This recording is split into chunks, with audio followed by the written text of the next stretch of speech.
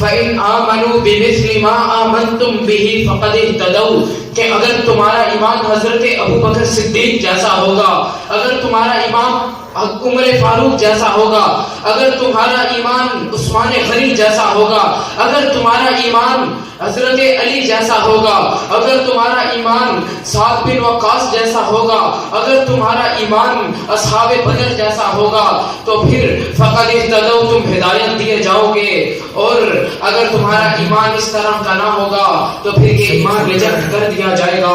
رسول اللہ صلی اللہ علیہ وسلم امامت قطعیہ کو ماننے کے حوالے سے ہر قسم کے لوگوں کے اپنے اپنے انداز ہیں اور اپنے اپنے طریقے. جب بات آتی ہے کچھ سیاست کی اور دنیاوی معاملات میں رسول اللہ کی امامت کی، تو پھر کوئی کسی کی بات کرتا ہے، کوئی اداکاروں کی بات کرتا ہے، کوئی گلوکاروں کی بات کرتا ہے، کوئی فنکاروں کی بات کرتا ہے، کوئی میاں صاحب کی بات کرتا ہے، کوئی خان صاحب کی بات کرتا ہے، کوئی کس کی اور کوئی کس کی بات کرتا ہے. لیکن صحابہ کو دیکھا جائے تو انہوں نے اللہ کے فضل و کرم سے بڑا مانا تو نبی کو مانا، مسجد کا بھی بڑا مانا، بازار کا بھی بڑا مانا، بڑے پنچایت کا بھی بڑا مانا، تھانے کا بھی بڑا مانا، جمعے کا بھی بڑا مانا، ہفتے کا بھی بڑا مانا، اتوار سوموار کا بھی بڑا مانا، صدیوں کا بھی بڑا مانا، کرنوں کا بھی بڑا مانا، مہینوں کا بھی بڑا مانا، ہفتوں کا بھی بڑا مانا، دنوں کا بھی بڑا مانا،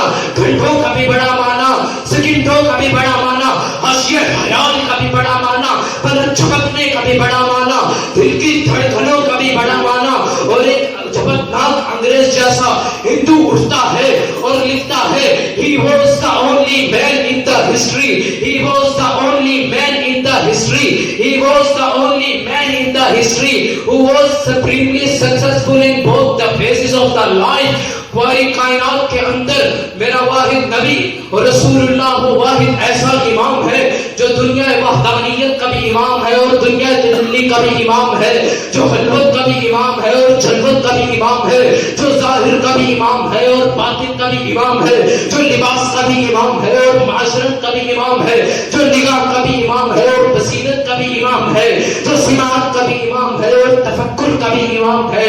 جو انسانی لباس کا بھی امام ہے اور اس گوشت پوشت کا بھی امام ہے، جو دل کا بھی امام ہے اور وجود کا بھی امام ہے، جو جسم کا بھی امام ہے اور انسان کے اعمال کا بھی امام ہے، جو کرنوں کا بھی امام ہے اور صدیوں کا بھی امام ہے، جو عالم اربع کا بھی امام تھا اور عالم موجودہ کا بھی امام ہے، جو عالم حشر کا بھی امام ہے اور عالم برزخ کا بھی امام ہے، جو کرنوں کا امام ہے اور مہینوں کا امام ہے، ہفتوں کا بھی امام ہے اور گھنٹوں کا بھی امام ہے، ایام کا بھی امام ہے اور سیکنڈوں کا بھی امام ہے، جو پلک جھپکنے کا بھی امام ہے اور حیثیت کا بھی امام ہے. جو شخص اس نبی کی امامت کو ایک صدی کے لیے نہیں مانتا یہ بھی بڑی دور کی بات ہے، جو ایک سال کے لیے نہیں مانتا میں کہتا ہوں یہ بھی بڑی دور کی بات ہے، جو رسول اللہ کی امامت کو ایک مہینے کے لیے نہیں مانتا یہ بھی بڑی دور کی بات ہے، جو ایک دن کے لیے بھی نہیں مانتا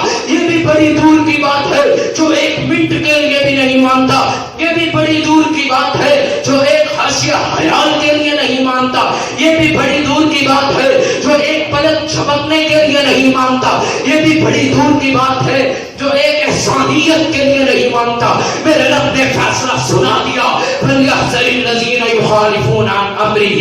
أَن تُصِيبَهُمْ فِتْنَةٌ أَوْ يُصِيبَهُمْ عَذَابٌ أَلِيمٌ. وہ یا تو دنیا میں فتنے کا نشانہ بن جائے گا یا آخرت میں عذاب علیم میں ڈالا جائے گا. اللہ رب العزت کے فضل و کرم سے ہم ختم نبوت کے ڈھنکے بچا کے رہیں گے، ختم نبوت کا جھنڈا پوری دنیا میں لہرا کے رہیں گے، ختم نبوت کے مخالفوں کو دیوار کے ساتھ چپا کے رہیں گے اور